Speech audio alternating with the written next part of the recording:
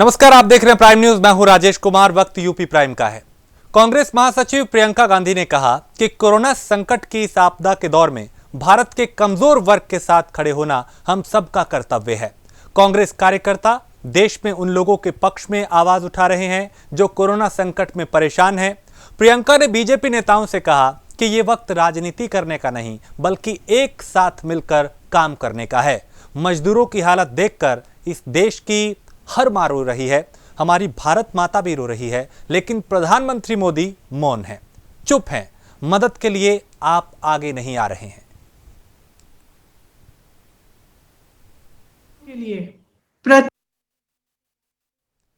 तो ये ट्वीट किया गया और इस ट्वीट के बाद प्रतिक्रिया भी सुनाएंगे, लेकिन इस ट्वीट में ये बात की गई कि हर जरूरतमंद परिवार को 10,000 रुपए पहले महीने और फिर अगले 6 महीनों तक 7,500 रुपए दिए जाएं, सीधा कैश ट्रांसफर, यानी उनके हाथ में पैसा होगा तभी चीजें ठीक हो पाएंगी। प्रियंका गांधी का ये ट्वीट, जिसमें उनका बयान जो है वो भी हम आपको सुनवाएंगे, लेकिन उससे पहले ये ट्वीट आपको दिखा रहे हैं जो उन्होंने किया। आज देश भर में कांग्रेस के कार्यकर्ता, कांग्रेस के नेता उन लोगों के पक्ष में अपनी आवाज उठा रहे हैं जो लॉकडाउन से, कोरोना महामारी के असर से सबसे ज्यादा प्रभावित हैं। हम इसीलिए ये काम कर रहे हैं ताकि सरकार उनकी आवाज सुने। 10,000 रुपए की मांग कि हर जरूरतमंद के अकाउंट में तुरंत 10,000 रुपए डाले जाएं, ये एक मांग है हमारी। दूसरी मांग कि अगले 6 महीनों के लिए प्रति माह 7,500 रुपए जरूरतमंदों के अकाउंट में डाले जाएं। इसके साथ साथ जो घर पहुंचे हैं, जो प्रवासी मजदूर घर पहुंच चुके हैं, गांव में पहुंच चुके हैं, उनके लिए, उनकी मदद के लिए मनरेगा के जो कार्य दिन हैं वो 100 दिन से 200 दिन तक बढ़ाए जाएं। जो छोटे व्यापारी हैं, जो लॉकडाउन के असर से जूझ रहे हैं, जिनके पास 2 महीनों से कोई बिजनेस नहीं है, जो छोटे दुकानदार हैं, बुनकर है, छोटे व्यापारी हैं, उनकी मदद के लिए सरकार कुछ करे। एक वित्तीय पैकेज दे जिससे कर्ज ना हो उन पर, जिससे उनके हाथों में भी पैसा आए ताकि वह इन मुश्किल समय में अपना गुजारा कर पाए। को आप सुन रहे थे, जो लगातार इससे पहले भी कई बार इस तरह के बयान दे चुकी हैं, सरकार को घेर चुकी हैं। राहुल गांधी, सोनिया गांधी, कांग्रेस के दूसरे तमाम नेता इसी बात की मांग कर रहे हैं कि मौजूदा वक्त में सबसे ज्यादा जरूरत है कैश की। केंद्र की मोदी सरकार के दूसरे कार्यकाल का 1 साल पूरा होने वाला है, जिसे लेकर बीजेपी संपर्क संवाद का अभियान चलाने की तैयारी कर रही है। पार्टी की इसी तैयारी को लेकर बीजेपी के यूपी प्रदेश अध्यक्ष स्वतंत्र देव सिंह ने कहा कि मोदी सरकार ने दूसरे कार्यकाल में कई महत्वपूर्ण फैसले लिए हैं, जिसमें धारा 370 को खत्म करने से लेकर राम मंदिर निर्माण का रास्ता साफ हुआ। और क्या कुछ उन्होंने कहा, उन्हें सुनते हैं। सैनिटाइजर दिया जाएगा। इस कार्यक्रम में सोशल डिस्टेंसिंग व अन्य सरकारी गाइडलाइन का 100% पालन होगा। वितरण करने के लिए पार्टी की ओर से केवल मात्र 2 ही लोग जाएंगे। डिजिटल संपर्क के अंतर्गत सोशल मीडिया के माध्यम से सरकार के कामों को जनता तक पहुंचाने का कार्य किया जाएगा और वर्चुअल संवाद के अंतर्गत प्रदेश में क्षेत्रीय स्तर पर 6 बड़ी वर्चुअल रैलियां की आयोजन किया जाएगा। जिला स्तर पर भी अनेक वीडियो कॉन्फ्रेंस का आयोजन किया जाएगा। कोरोना महामारी के खिलाफ लड़ाई में माननीय प्रधानमंत्री जी के कदमों को पूरी दुनिया द्वारा सराहा जा रहा है। उनके द्वारा जो आत्मनिर्भर भारत अभियान व पैकेज शुरू किया गया है, उसका गांव, गरीब, किसान व अन्य जरूरतमंद व्यक्तियों को अधिक लाभ प्राप्त होगा। प्रदेश के माननीय मुख्यमंत्री योगी आदित्यनाथ जी के नेतृत्व में भी श्रमिकों और प्रवासी कामगारों की सुरक्षा व विकास के लिए प्रतिबद्ध है। मुझे पूरा विश्वास है कि हम सभी के दृढ़ संकल्प के आगे कोरोना महामारी अपने घुटने टेकेगी। कोरोना हारेगा, देश जीतेगा। कोरोना को लेकर यूपी सरकार ने आज हेल्थ बुलेटिन जारी किया, जिसकी जानकारी देते हुए प्रमुख सचिव स्वास्थ्य अमित मोहन प्रसाद ने कहा कि यूपी में कोरोना मरीजों के ठीक होने की संख्या लगातार बढ़ रही है।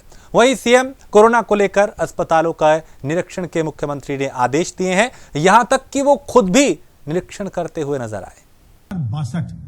4062 तो जो डिस्चार्ज होकर घर जा रहे हैं उनकी संख्या लगातार बढ़ती जा रही है और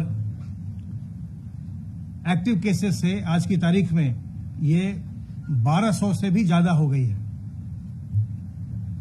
अब तक कोरोना वायरस के संक्रमण से 189 लोगों की मृत्यु हुई है। इस समय आइसोलेशन वार्ड्स में 2948 लोग रखे गए हैं जो विभिन्न चिकित्सालयों या चिकित्सा महाविद्यालयों में हैं और फैसिलिटी क्वारंटाइन में इस समय 8454 इतने लोगों को फैसिलिटी क्वारंटाइन में रखा गया है। कल प्रदेश में 7923 सैंपल्स की जांच की गई और पूल सैंपल के माध्यम से 567 5 सैंपल के पूल और 82 10 सैंपल के पूल की जांच की गई है। हॉटस्पॉट और नॉन हॉटस्पॉट एरिया में कंटेनमेंट के लिए सर्वेलेंस का कार्य किया जाता है और सर्वेलेंस के कार्य के अंतर्गत अब तक 12,625 एरियाज का, जिसमें 3,278 हॉटस्पॉट और 9,347 नॉन हॉटस्पॉट एरियाज हैं, इनका सर्वेलेंस किया गया है। 94,856 टीम दिवस के माध्यम से 74,47,339 हाउस होल्ड्स का सर्वेक्षण किया गया, सर्वेलेंस किया गया, जिसमें 3,74,46,942 लोग का सर्वेक्षण हुआ है। उनका इतने लोगों का 3,74,00,000 से ज्यादा लोगों का सर्वेलेंस किया गया है। जो प्रवासी कामगार लौट रहे हैं उनको शेल्टर होम से थर्मल स्क्रीनिंग करने के बाद अगर वो लक्षण रहित हैं तो उनको खाद्यान्न का पैकेट देकर 21 दिन के होम क्वारंटाइन पर भेजा जाता है और उसके पश्चात आशा वर्कर्स उनके घर जाकर उनका हालचाल पूछती हैं, उनका सर्वेक्षण करती हैं। तो जो माइग्रेंट ट्रैकिंग की गई आशा वर्कर्स के द्वारा अभी तक वो कुल मिलाकर के 10,08,531 माइग्रेंट्स का ट्रैकिंग हुआ है आशा वर्कर्स के द्वारा, जिसमें 959 लोग सिम्टोमेटिक निकल के आए हैं, जिनमें कोई न कोई लक्षण आशा वर्कर्स के द्वारा पाए गए और इनके सैंपल लेकर के इनकी जांच करवाई जा रही है। जो अभी तक जिनके सैंपल के रिजल्ट आ चुके हैं उनमें 297 में से 88 पॉजिटिव पाए गए और 209 निगेटिव पाए गए, अर्थात आशा वर्कर्स ने जिन लोगों को सिलेक्ट किया उनमें लगभग 30% की पॉजिटिविटी पाई गई। आरोग्य सेतु ऐप का हम लगातार प्रयोग कर रहे हैं, उसे हम उपयोग में ला रहे हैं और आरोग्य सेतु हमारे लिए बहुत ही उपयोगी साबित हो रहा है। जो भी अलर्ट्स इससे जनरेट हो रहे हैं उनको हम अपने स्टेट के कॉल सेंटर से लगातार उनको हम कॉल करवा के उनका हालचाल पूछ रहे हैं। अब तक 38,054 लोगों को हमारे कंट्रोल रूम से कॉल किया जा चुका है, जिन लोगों को आरोग्य सेतु ऐप पर अलर्ट जनरेट हुए। इसमें से 104 लोगों ने बताया कि उनका इस समय उपचार अलग अलग कोविड हॉस्पिटल्स में हो रहा है। 49 लोगों ने बताया कि वो संक्रमित थे लेकिन अब उपचारित होकर घर वापस जा चुके हैं और 1,248 लोगों ने बताया कि इस समय वो क्वारंटाइन सेंटर में रखे गए हैं। आज मुख्यमंत्री जी ने सिविल अस्पताल का निरीक्षण किया था सुबह, कल उन्होंने आरएमएल का निरीक्षण किया था, आज चिकित्सा शिक्षा मंत्री जी ने पीजीआई का निरीक्षण किया, चिकित्सा मंत्री जी ने कल उन्होंने बलरामपुर हॉस्पिटल का निरीक्षण किया था, आज उन्होंने अवंतीबाई का निरीक्षण किया। मैंने भी कल सिविल अस्पताल का निरीक्षण किया था, आज मैंने झलकारीबाई अस्पताल का निरीक्षण किया। चिकित्सा शिक्षा प्रमुख सचिव ने आज आरएमएल का निरीक्षण किया, कल उन्होंने पीजीआई का किया था। तो ये अब इसके पश्चात प्रदेश में और भी जो अस्पताल हैं जिनमें इमरजेंसी सेवाएं उपलब्ध कराई जा रही हैं, नॉन कोविड केयर दिया जा रहा है, कोविड केयर दिया जा रहा है, उनके निरीक्षण लगातार होंगे ताकि जो जनता को नॉन कोविड केयर की सुविधाएं उपलब्ध कराई जानी है वो निरंतर उपलब्ध हों और गुणवत्ता के साथ उपलब्ध हों, प्रोटोकॉल के साथ उपलब्ध हों।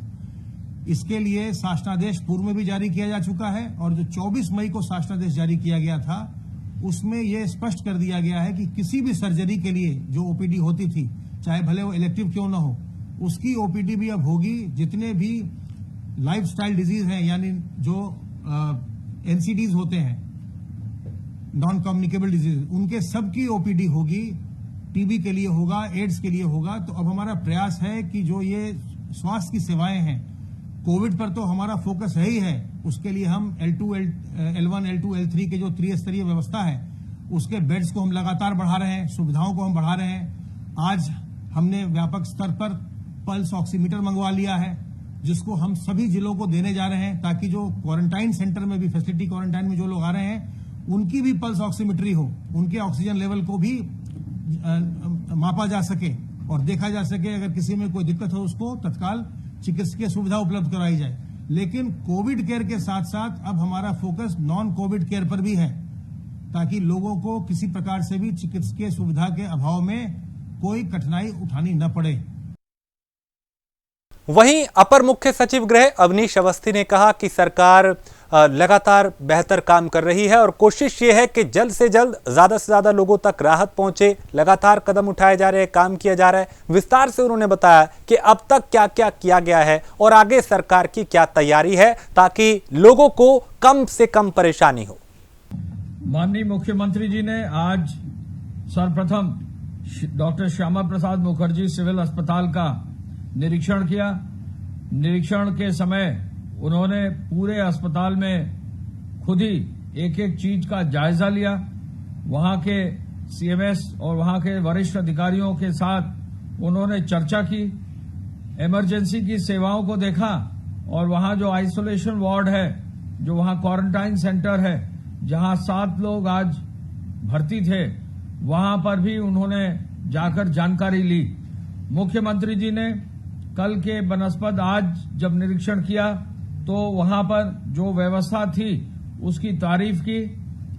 सिविल अस्पताल में सभी लोग जो उपचार के लिए आए थे, ओपीडी के लिए आए थे, इमरजेंसी सेवाओं के लिए आए थे, अलग अलग वार्ड्स में जाकर मुख्यमंत्री जी ने संतोष जाहिर किया और इस बात के लिए आगे ये इंश्योर किया कि आज जब वो खुद निरीक्षण कर रहे थे तब उन्होंने चिकित्सा मंत्री जी को, चिकित्सा शिक्षा मंत्री जी को स्वयं ही कहा था कि वो भी अलग अलग अस्पतालों में जाकर निरीक्षण करें। दोनों प्रमुख सचिवों को कहा था अलग अलग निरीक्षण करें और इसका प्रभाव लखनऊ में देखने को मिला। सिविल अस्पताल में कल 720 ओपीडी हुई हैं। ऐसे में संख्या ओपीडी की बड़ी रहे, संख्या अच्छी रहे, हर आदमी, हर महिला, हर पुरुष, हर बच्चा जो आए वो तुरंत उसका उपचार हो सके। जो कोविड केयर के अंतर्गत कहीं भी अगर नॉर्म या एसओपी फॉलो करना है, उस नॉर्म के आधार पर सुरक्षात्मक जो है रवैया अपनाते हुए व्यवस्था भी इमरजेंसी की प्रॉपर हो, ओपीडी की प्रॉपर हो, ये निर्देश उन्होंने दिया है। मुख्यमंत्री जी ने पल्स ऑक्सीमीटर के लिए जो है निर्देशित किया था। मैंने भी अपना जो है पल्स ऑक्सीमीटर खरीदा है और ये आप देखें कि पल्स ऑक्सीमीटर बहुत ही एक जो है अच्छा और बड़ा यूजफुल टूल है, जिसमें अगर आप पल्स ऑक्सीमीटर को ऑन करें, अपनी उंगली अंदर डालें तो हर हालत में इसमें जो है आप अपना ऑक्सीजन लेवल और पल्स लेवल को मेजर कर सकते हैं। मैं अगर आप देखूं तो मैंने अपनी उंगली अंदर डाली है, मेरा ऑक्सीजन लेवल 98% आया है और मेरी जो है अभी पल्स रेट लगभग 78 to 80 आया है।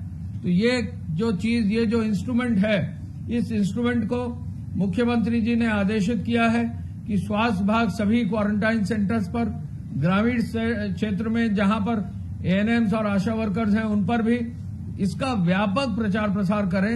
ये जो एक इंफ्रारेड थर्मोमीटर है उससे एक बेहतर डिवाइस है और यदि किसी के बॉडी में ऑक्सीजन का स्तर कम है तो इसका उपयोग करने का निर्देश उन्होंने दिया है।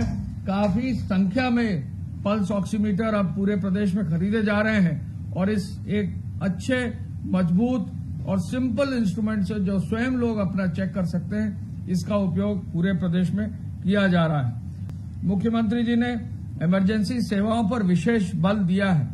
उनकी ये मानना है कि अब जैसे जैसे गर्मी बढ़ रही है, जैसे जैसे बरसात का मौसम आएगा, तो जो साधारण डिजीजेज हैं उसको लेकर कहीं न कहीं इमरजेंसी और ओपीडी बढ़ेगी।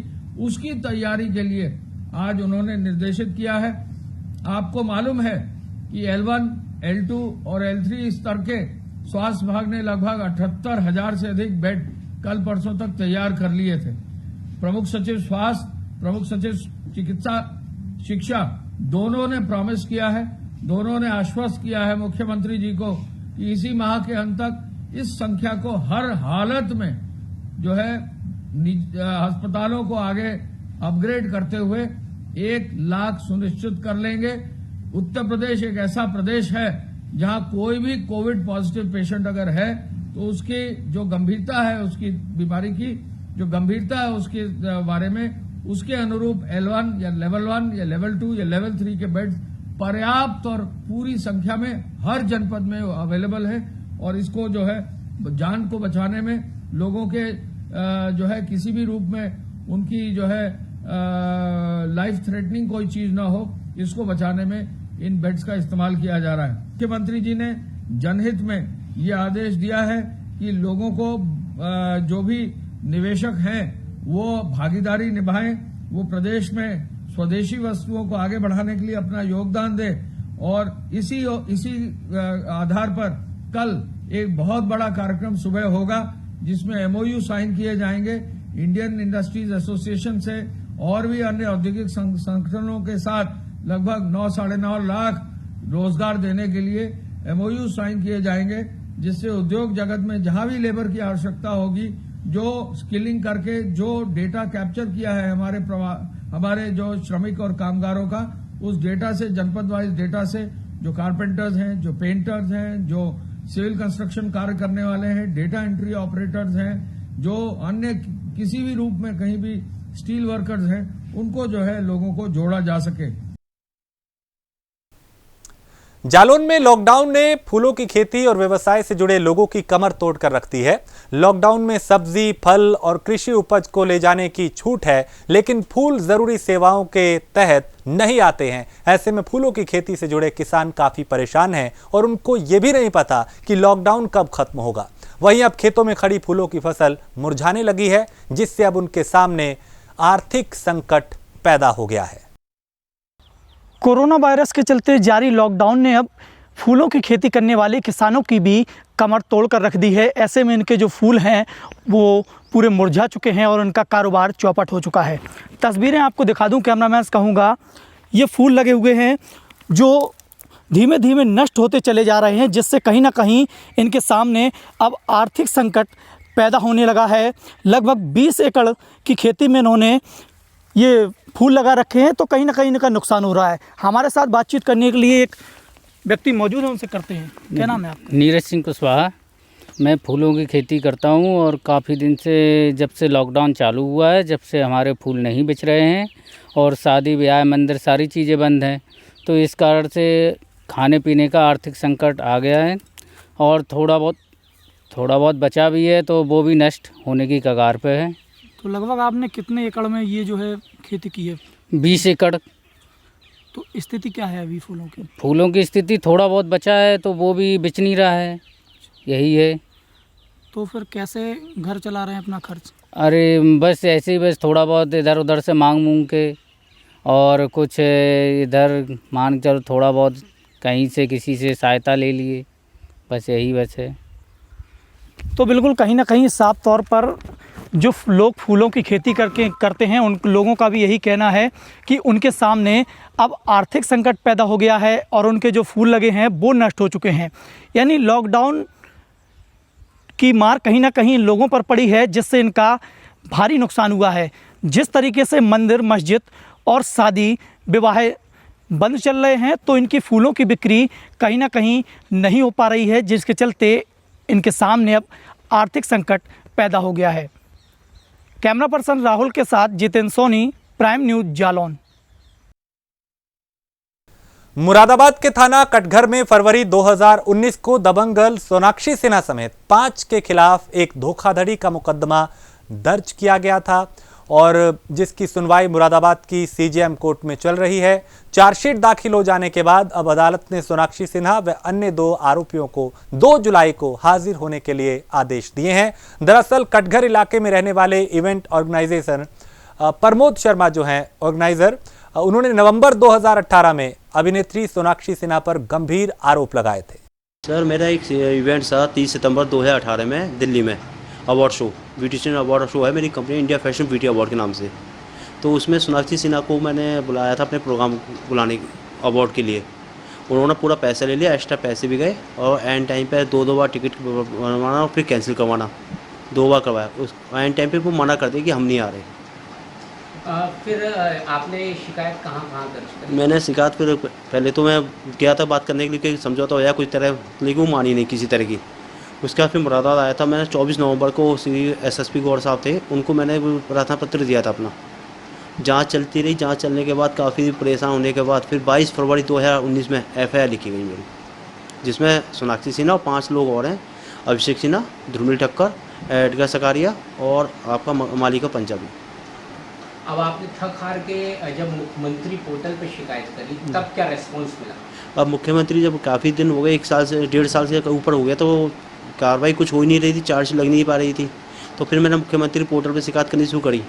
इसके बाद फिर ट्विटर पे भी डालने शुरू करे। उसके बाद अब जाके चार्जशीट लगी है, फाइनल रिपोर्ट लगाई है पुलिस वालों ने कि फाइनल रिपोर्ट लगा के सोनाक्षी सिन्हा और उन 4 लोगों के खिलाफ, सबके खिलाफ चार्जशीट में दाखिल कर दी 420 से 406 के मुकदमे। इसमें एक प्रमोद शर्मा जी हैं, ब्यूटी फैशन अवार्ड उनकी कंपनी है, उन्होंने सोनाक्षी सिन्हा से कांटेक्ट किया था अवार्ड्स वितरण के लिए। दिल्ली में प्रोग्राम होना था ये, और 24 लाख प्लस जीएसटी तय हुआ था। तो ये 24 लाख प्लस जीएसटी इन्होंने पे करा, करीब 29,92,000 रुपये सोनाक्षी सिन्हा को और करीब 6,48,000 रुपये अभिषेक सिन्हा को, जो इसका इवेंट ऑर्गेनाइज कर रहे थे उनको। इस तरीके से पैसा इन्होंने दिया था। इसके अलावा दिल्ली में प्रोग्राम हुआ था, उसका सारा खर्चा भी था, लोगों को खाने पीने की व्यवस्था थी, प्राइज डिस्ट्रीब्यूशन भी का अवार्ड का पूरा फंक्शन था, वो सारी चीज़ें थी, तो सब किया गया था। उसके बाद जो है ये प्रोग्राम पे आई नहीं, और जिन्होंने जो कारण उसका भेजा, हमें जो नोटिस भेजा, जो कारण बताया मेल में कि जो नारे कारण, तो वो उसमें इनके एग्रीमेंट की शर्तों में वो चीज़ें थी नहीं। तो इस तरीके से इन्होंने फ्रॉड करा और पैसा लेकर नहीं प्रोग्राम में आए। तो इनके खिलाफ बड़ी मुश्किल से हमने जब बहुत कोशिश करी, उसके बाद यहाँ दिल्ली यहाँ मुरादाबाद में एफआईआर लॉन्च हुई क्राइम नंबर 97 पे, और उसके बाद 1.5 साल करीब विवेचना चली। अब विवेचना के उपरांत जो है, और अब ये 26 तारीख को जो है चार्जशीट फाइल हो गई है 420, 406 में है इन सभी अभियुक्तों के खिलाफ। कोरोना को लेकर चल रही लड़ाई में जी जान से जुटे गोंडा के कोरोना योद्धाओं पर एक बार फिर से हमला हुआ। जिला महिला अस्पताल में मास्क लगाने और सोशल डिस्टेंसिंग का पालन करने की बात पर नाराज एक तीमारदार ने अस्पताल के गार्ड से मारपीट की, और जब उस बीच बचाव करने फार्मासिस्ट पहुंचे तो उनके साथ भी मारपीट की गई, यहां तक कि उनका मोबाइल भी तोड़ दिया गया। मारपीट की ये पूरी घटना वहां लगे सीसीटीवी में कैद हो गई। फिलहाल पुलिस मामले की जांच कर रही है। सूचना प्राप्त हुई है कि किसी चिकित्साकर्मी से बदतमीजी किया है पब्लिक के एक आदमी ने। पूरे प्रकरण की तहरीर प्राप्त करके इसमें आवश्यक वैधानिक कार्रवाई अभी की जा रही है। जिला महिला चिकित्सालय गोंडा में आज सुबह प्रातः 9 बजे रूटीन राउंड के लिए जैसे रोज़ हम लोग करते हैं, वो अस्पताल की ओपीडी में हम पहुँचे। हमारे साथ फार्मासिस्ट और अन्य कर्मचारी, गार्ड और बाकी लोग भी थे। तो सामान्य दिनों की अपेक्षा आज कुछ ज़रूरत से ज़्यादा भीड़ थी। तो वहाँ पे कुछ सामाजिक दूरी को बनाते हुए मरीजों को दिखाने की बात कह करके हम लोग ऊपर राउंड लेने चले गए, और ऐसी व्यवस्था बना गए कि मरीज जल्दी से दिखा करके और बाहर आ जाए। और गार्ड्स को ये इंस्ट्रक्शन दे रखा हुआ है कि महिला मरीज के साथ एक महिला तीमारदार अंदर जाए, बाकी पुरुष तीमारदार और जो ज़्यादा तीमारदार हैं वो अस्पताल भवन के बाहर इंतज़ार कर लें, सामाजिक दूरी बनाते हुए, कोविड महामारी को देखते हुए। जालौन के लिए आज एक बड़ी राहत सामने आई। राजकीय मेडिकल कॉलेज उरई के आइसोलेशन वार्ड में भर्ती 4 कोरोना पॉजिटिव मरीजों की रिपोर्ट नेगेटिव आने के बाद उन्हें आज मेडिकल कॉलेज से डिस्चार्ज कर दिया गया। इन 4 मरीजों में 3 बच्चे भी शामिल हैं। मैं कोरोना के उसमें गई थी, बच्चों को लेके, बच्चों को था, मैं नेगेटिव थी, बच्चों को लेके गई थी, बच्चे हमारे पॉजिटिव थे। और मैं कितने बच्चों को लेकर 3 बच्चों को लेके गए थे हम। क्या उम्र थी बच्चों की? बच्चों की एक 9 साल, एक 5 साल, एक 1.5 साल की थी जी। बच्चों को अलग रखा गया, हमें अलग रखा गया। हाँ, बच्चों को देखभाल बहुत अच्छी हुई है, हम लोगों की बहुत ख्याल रखा गया है। स्टाफ नर्स ने, डॉक्टर्स ने, सब ने, स्टाफ सब ने, पूरे मेडिकल वालों ने बहुत ध्यान दिया है। आज राजकीय मेडिकल कॉलेज जालौन से 5 मरीज जो कि कोरोना पॉजिटिव थे डिस्चार्ज किए गए हैं।